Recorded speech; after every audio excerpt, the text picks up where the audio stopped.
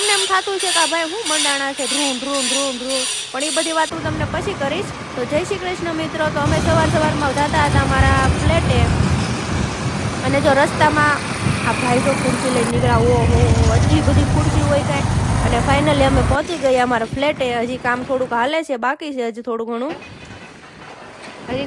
કામકાજ બાકી છે, હાલે છે હેઠે હેઠે.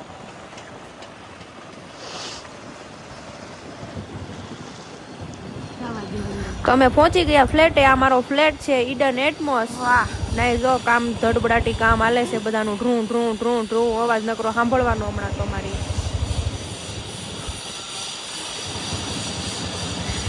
એમાં અમે 6ઠા માળે રાખ્યો, એટલે આમ જો કેમ અવાજ આવે છે.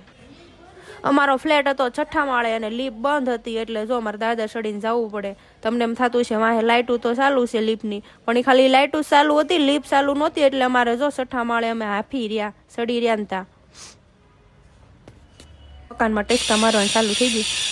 તો જો આ ભાઈએ દિવાલે ટેસ્કા મારી દીધા છે, અને થોડું ઘણું કામ હજી હાલે છે. આ ભાઈ જો અહીંયા ધૂળ ધમા કર્યું તો, પણ આમ જો એ ભાઈ મારે સામું જોવે છે પાસે, એમ થતું, અને એમ થતું છે કે આ વિડીયો બનાવે છે મારો.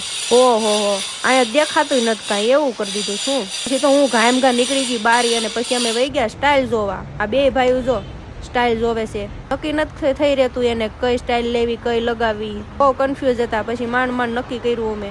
પછી હું કન્ફ્યુઝ થઈ ગઈ કે મારે શું કરવું એમ. કઈ નહીં, કરશું કાંઈક, હાલો ને મળીએ નેક્સ્ટ બ્લોગમાં.